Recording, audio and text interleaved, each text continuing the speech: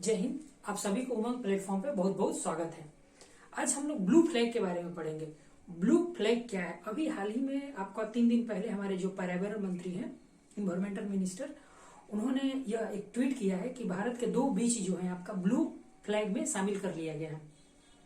ये blue flag क्या है? तो सबसे पहले समझते हैं कि ब्लू फ्लैग बीच क्या है। तो यह एक ऐसे मतलब कि ब्लू फ्लैग बीच के अंतर्गत वैसे बीचों को शामिल किया जाता है जो आपका पर्यावरण की दृष्टि से, पर्यावरण मतलब कि पर्यावरण की दृष्टि से वहां पे मतलब संतुलन में है पर्यावरण, फिर पर्यटन की दृष्टि से बहुत बढ़िया है, वहां पे कोई पॉल्यूशन वगैरह नहीं है। अगर बाहर से कोई पर्यटन आता है वहां पर तो वो अच्छे से उसको रहने खाने में सब चीज का व्यवस्था है, इकोसिस्टम है, वहां पे सस्टेनेबल डेवलपमेंट हो रहा है। मतलब कुछ ऐसा काम नहीं हो रहा है जो पर्यावरण की दृष्टि से हानिकारक है और उस तट को खराब करता हो। तो वैसे ही बीचों को आपका ब्लू फ्लैग बीच में शामिल किया। यह एक लिस्ट है, इसमें दुनिया भर के बीच को शामिल किया जाता है। और आपको पता है कि बीच किसे कहते हैं? समुद्र के जो तटीय इलाका होते हैं वो बीच होते हैं, और जो मतलब कि जहां पर नहाने या सब कुछ स्पोर्ट्स वगैरह के लिए अच्छी व्यवस्था होती है वो अच्छे बीच में आते हैं।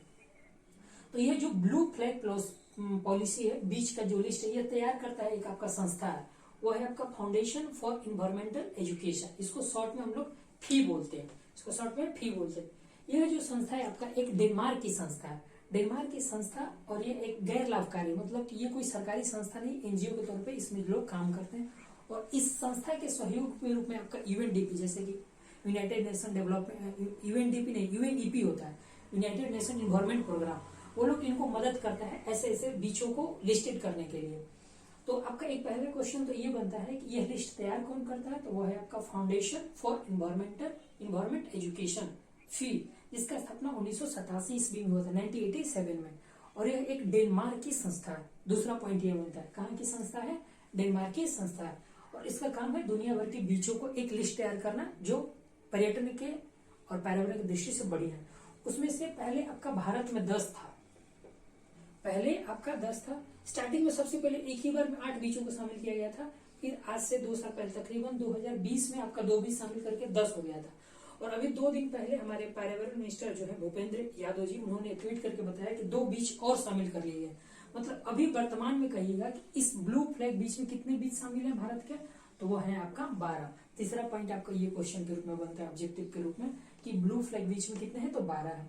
उन 12 में से सबसे पहला आपका यहाँ से स्टार्ट करते हैं। ये तो आपका समझ रहे हो कि भारत का मैप है, आधा मैप बना हुआ है। ये तटीय राज्यों को बनाया गया है, सिर्फ तटीय राज्य मतलब कि जिनका सीमा समुद्र से टच होता है उसको तटीय राज्य के रूप में जानते हैं।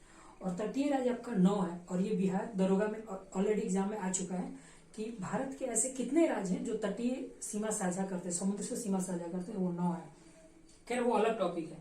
सबसे पहले समझते हैं कि वो 12 बीच कौन कौन से हैं। उस 12 बीच में है आपका एक पहला सिराजपुर बीच।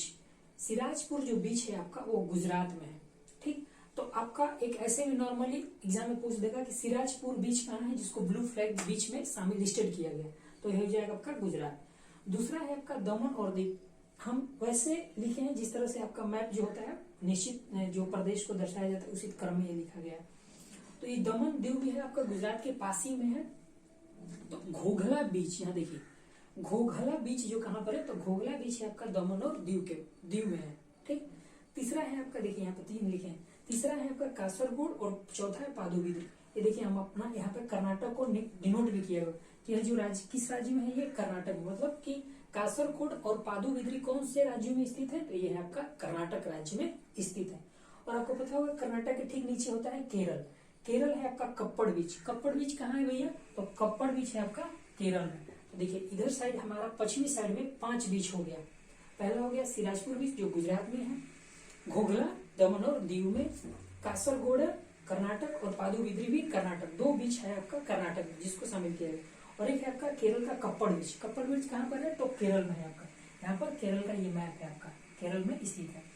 फिर उसी तरह से हम पश्चिमी तट पर चलते हैं। जैसे ये ईस्ट साइड मैप कॉपी पे देखते हैं तो ये आपका ईस्ट होता है राइट हैंड वाला, और लेफ्ट जो होता है वेस्ट, और ऊपर नॉर्थ और ये साउथ। इस तरह से ऐसे हम अगर भारत को लेंगे तो लगभग 2 भागों में बांटते हैं। तो ये वेस्ट हो गया और ईस्ट। अब ईस्ट साइड चलते हैं तो हमारा कोल्लम देखिए आपका तमिलनाडु में। यहाँ पर तमिलनाडु का मैप छोटा सा बनाया हुआ।